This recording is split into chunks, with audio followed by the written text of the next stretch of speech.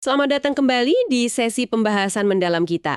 Hari ini kita akan fokus ke bab 9 dari buku Entrepreneurial Marketing. Judulnya ini, wah langsung bikin penasaran ya. Mengkonvergensikan inovasi dan peningkatan. Dan ada lanjutannya, pendekatan berpusat solusi untuk margin laba lebih tinggi. Nah, ini dia pertanyaannya. Apa benar inovasi itu otomatis bikin margin laba naik?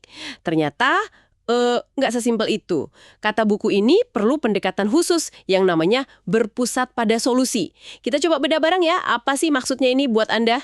Iya, betul sekali. Anda langsung ke intinya. Buku ini kan pakai model Omni House ya, kerangka yang melihat bisnis itu secara menyeluruh gitu. Nah, di dalam model itu ada dua elemen kunci nih, inovasi dan peningkatan. Keduanya nyambung, tapi ya itu tadi, nggak otomatis. Inovasinya itu perlu diarahkan secara sadar, difokuskan, biar benar-benar menghasilkan peningkatan yang kita mau, terutama ya profitabilitas itu. Oke. Biar lebih kebayang nih buat Anda, kita pakai contoh nyata aja ya. Mungkin Anda sering pakai juga. ByteDance. Itu loh perusahaan di balik TikTok sama Tutiao. Sumber kita ini makai ByteDance sebagai contoh kasus yang pas banget. Pertumbuhannya kan gila-gilaan ya. Valuasinya itu katanya sampai, wah lebih dari 425 miliar dolar USD di 2021. Apa sih rahasianya? Masa cuma karena bikin aplikasi baru yang lagi ngetren aja? Kayaknya nggak mungkin ya. Nah, ini dia nih, pas banget sama topik kita.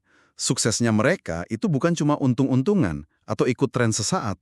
Akarnya itu ada di inovasi yang benar-benar berpusat pada solusi. Solusi buat pengguna mereka. Kita coba bedah ya. Misalnya TikTok. Inovasi utamanya itu bukan cuma video pendeknya loh. Tapi, gimana mereka berhasil menggabungkan berbagai fitur yang diinginkan pengguna. Mulai dari edit video, nambahin musik, filter, hashtag, semuanya ada di satu aplikasi. Gampang dipakai lagi.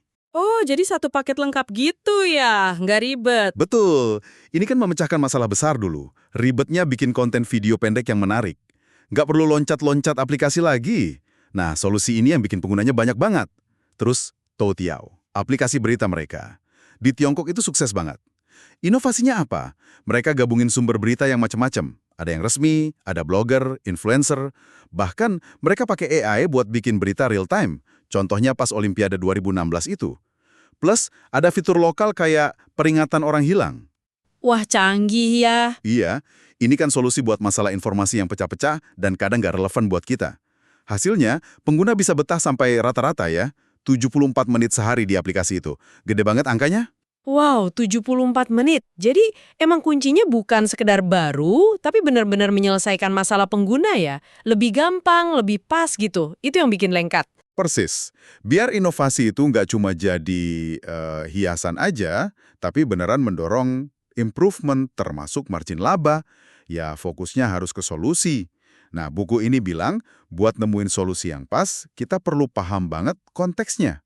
Pakai analisis 4C. Customer, pelanggan, kompetitor, pesaing, company, perusahaan, sama change, perubahan. Walaupun change ini nggak dibahas detail di bab ini ya, tapi ini bagian dari model Omni House yang lebih besar. Oke, 4C, kedengarannya penting banget ini.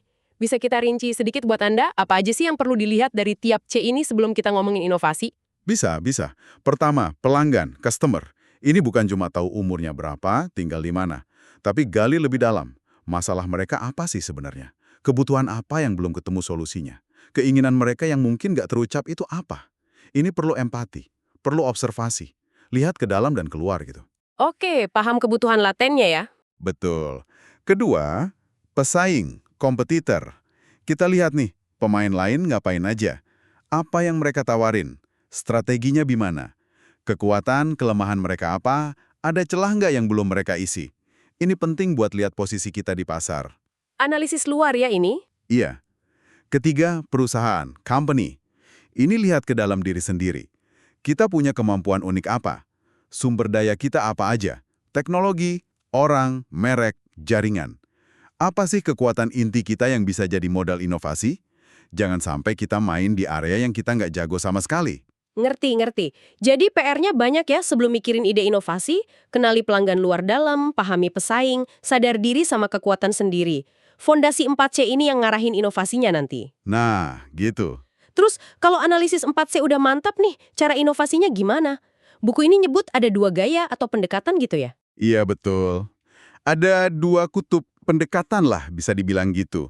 Pendekatan konservatif sama pendekatan radikal. Kalau yang konservatif itu, ya cenderung hati-hati, main aman gitu. Biasanya responsif aja sama pasar atau langkah pesaing. Inovasinya seringnya bersifat inkremental, perbaikan kecil-kecil bertahap. Ini sering disebut market driven, pasar yang nentuin arahnya.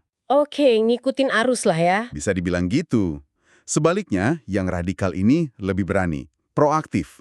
Nggak cuma ngikutin pasar, tapi malah berusaha bikin pasar baru atau ngubah aturan main di pasar yang udah ada. Inovasinya bisa yang ngubah banget, transformasional. Ini yang disebut market driving, perusahaan yang nyetir pasarnya. Wah, market driving. Kedengerannya keren, tapi juga berisiko ya, terutama buat perusahaan yang udah mapan. Buku ini nyaranin mana yang lebih bagus? Pertanyaan bagus itu. Justru, buku ini menekankan nggak ada jawaban satu untuk semua. Nggak ada yang lebih superior secara absolut. Pilih konservatif atau radikal, itu tergantung banget sama konteks Anda. Hasil analisis 4C tadi itu jadi kuncinya. Kondisi industrinya gimana, posisi pasar Anda, berani ambil risiko seberapa besar, sumber daya cukup nggak, lingkungannya berubah secepat apa, semua itu ngaruh. Yang penting, pilihannya itu berdasarkan analisis mateng, bukan cuma ikut-ikutan atau gengsi. Oke, jadi harus lihat situasi ya, fleksibel. Nah, sekarang kita sambungin lagi nih ke judul babnya. Gimana semua analisis 4C, pilihan pendekatan tadi, ujung-ujungnya nambung ke peningkatan margin laba. Kan kepuasan pelanggan, citra merek, itu penting ya, tapi ya bisnis butuh untung juga buat jalan terus. Di mana nih hubungannya? Nah, ini jantungnya bab ini. Inovasi yang entrepreneurial itu, kata buku ini, harus bisa ngasih 2 hasil sekaligus. Solusi buat pelanggan dan margin laba yang lebih baik buat perusahaan. Keduanya harus jalan bareng. Ada beberapa cara spesifik nih, gimana inovasi bisa diarahkan ke sana. Pertama, lewat perubahan model bisnis. Contohnya tadi, kolaborasi N26 Bank sama TransferWise. Dengan gandeng TransferWise, N26 bisa nawarin transfer uang internasional yang lebih efisien, mungkin lebih murah juga. Ini ngubah cara mereka ngasih nilai dan dapat duitnya. Bisa ngaruh ke margin. Oke, model bisnisnya diutak-atik ya. Iya. Kedua, fokus ke perubahan produknya sendiri. Contoh keren itu Lego Ideas. Lego ini pinter banget pakai crowdsourcing, ngelibatin fansnya buat ngusulin dan milih ide produk baru. Ini bukan cuma marketing, tapi cara biar produk barunya tuh pasti laku, karena emang udah ditunggu pasar. Produk unik gini kan bisa dijual lebih mahal. Oh iya, jadi udah pasti ada pasarnya ya. Betul. Ketiga, inovasi bisa nyasar ke perubahan pengalaman pelanggan. Contohnya, kolaborasi AXS Swap sama PayWechi bikin peta digital buat penyandang disabilitas. Ini bukan peta biasa. Ini solusi yang benar-benar ngubah cara mereka bergerak dan mengakses tempat. Nilainya tinggi banget. Bisa jadi ada cara monetisasi yang beda. Paham. Jadi kayak milih tombol mana yang mau diteken ya. Tergantung masalah atau peluang terbesarnya di mana berdasarkan analisis 4C tadi, bisa model bisnisnya, produknya, atau pengalamannya. Anda dapat banget esensinya. Dan biar tombol yang ditekan ini efektif dan ngaruh ke margin, buku ini nambahin satu konsep penting lagi, strategic fit. Kesesuaian strategis. Ada 3 lapis fit nih yang perlu dicek. 3 lapis, apa aja tuh? Pertama, problem solution fit. Ini paling dasar. Solusi yang kita tawarkan lewat inovasi ini beneran ngejawab masalah yang nyata dan penting nggak buat pelanggan kita? Jangan sampai bikin kunci buat pintu yang nggak ada.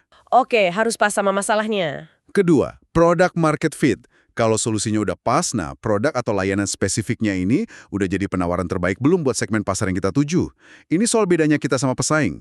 Kualitasnya pas, gampang dipakai, harganya sepadan nggak sama nilainya? Sip, produknya harus pas buat pasarnya. Ketiga, ini yang sering jadi penentu untung ruginya. Get give fit. Seimbang nggak antara apa yang didapat pelanggan, get manfaat, solusi, pengalaman, sama apa yang mereka kasih ke perusahaan, give, harga, waktu, data. Margin laba yang awet itu cuma bisa kalau pelanggan ngerasa dapat nilai setimpal atau lebih, dan perusahaan juga bisa dapat untung yang cukup dari situ. Get, give, fit. Menarik ini.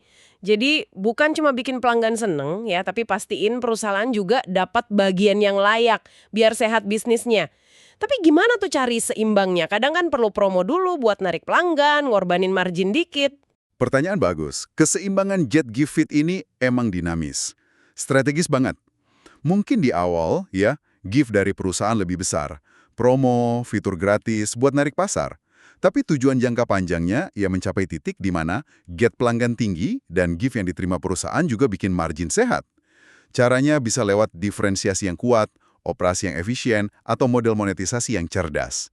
Jadi bukan ngorbanin margin terus-terusan, tapi cari sweet spot di mana dua-duanya untung dalam jangka panjang. Oke, cari sweet spotnya ya. Nah, setelah kita susah payah nih cari inovasi yang solutif, terus mastiin 3 fit tadi dapat, apa yang bikin dampaknya ke margin itu beda-beda? Kok ada yang cuma naikin margin dikit, tapi ada yang bisa drastis banget gitu? Faktor utamanya, kata sumber kita, itu tingkat diferensiasi yang berhasil diciptakan inovasi itu. Dan seberapa susah buat pesaing niru atau ngasih alternatif yang mirip. Ini soal keunggulan kompetitif. Diferensiasi sama susah ditiru ya kuncinya. Iya, kalau inovasi Anda bikin diferensiasi yang kuat banget, unik, nilainya tinggi buat pelanggan, susah ditiru, mungkin karena paten, teknologi khusus, atau efek jaringan, nah, Anda bisa jadi price maker. Anda punya kuasa lebih buat nentuin harga, nggak cuma ngikut pasar. Disinilah potensi naikin margin secara drastis itu kebuka.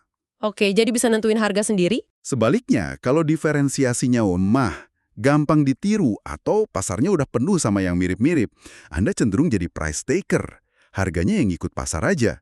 Inovasi mungkin masih perlu buat bertahan, tapi dampaknya ke margin, ya kemungkinan besar cuma incremental. Perbaikan dikit-dikit aja. Paham. Jadi tergantung seberapa unik dan susah ditiru ya? Betul.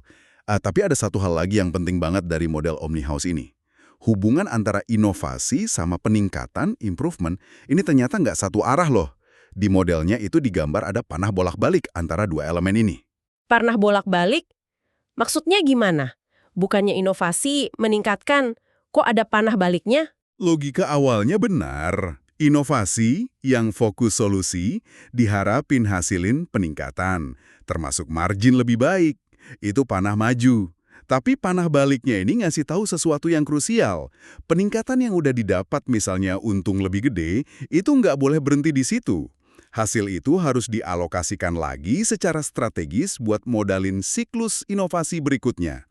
Tentu inovasi lanjutannya harus tetap sejalan sama kemampuan inti perusahaan ya, biar efektif.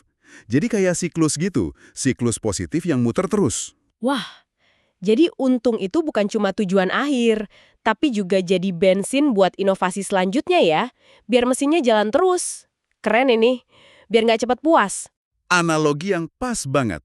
Siklus bolak-balik ini penting buat mencegah jebakan kesuksesan. Tahu kan perusahaan yang keenakan sama untung sekarang, terus lupa investasi buat masa depan? Tanpa siklus ini, inovasi bisa jadi cuma muter-muter di tempat aja. Sumber kita ini bahkan ngasih data belanja R&D dari perusahaan-perusahaan gede loh. Ada dari teknologi kayak Intel, Apple, otomotif kayak VW, Toyota, sampai barang konsumen kayak L'Oreal, Adidas. Angkanya nunjukin investasi terus-menerus di R&D dan inovasi itu penting banget buat perusahaan yang mau awet. Walaupun besarannya beda-beda ya antar industri. Luar biasa ya penjelasannya. Jadi kalau kita rangkum nih buat Anda, apa poin paling penting dari bab ini? Pesan utamanya jelas banget, inovasi itu bukan cuma soal ide baru atau teknologi keren. Supaya beneran bisa mendorong improvement, termasuk naikin profit, inovasi itu harus fokus, ngasih solusi buat masalah atau kebutuhan pelanggan. Iya betul, dan buat bikin solusi yang pas itu, dasarnya ya pemahaman mendalam soal konteks lewat analisis 4C. Pelanggan, pesaing, kemampuan internal, dan perubahan lingkungan. Dari situ, baru pilih pendekatan yang pas, mau konservatif atau radikal. Dan selalu usahakan capai strategic fit di 3 level tadi, problem solution, product market, sama get give. Sip. Dan jangan lupakan siklus bolak-baliknya itu ya. Keuntungan hari ini jadi modal buat inovasi besok. Ini yang bikin bisnis bisa tumbuh terus, berkelanjutan. Nah, sebagai penutup nih, kami mau kasih satu pertanyaan buat Anda renungkan. Coba deh lihat lagi upaya inovasi di tempat Anda kerja, atau di bisnis Anda sendiri kalau punya. Sejauh mana sih fokusnya itu benar-benar ke solusi yang paling berharga buat pelanggan? Bukan sekedar ikut tren atau nambah fitur aja. Dan yang nggak kalah penting, gimana Anda nukur dampaknya secara nyata ke improvement bisnis secara keseluruhan, termasuk ke margin laba. Coba direnungkan ya. Sampai jumpa di pembahasan mendalam kita berikutnya.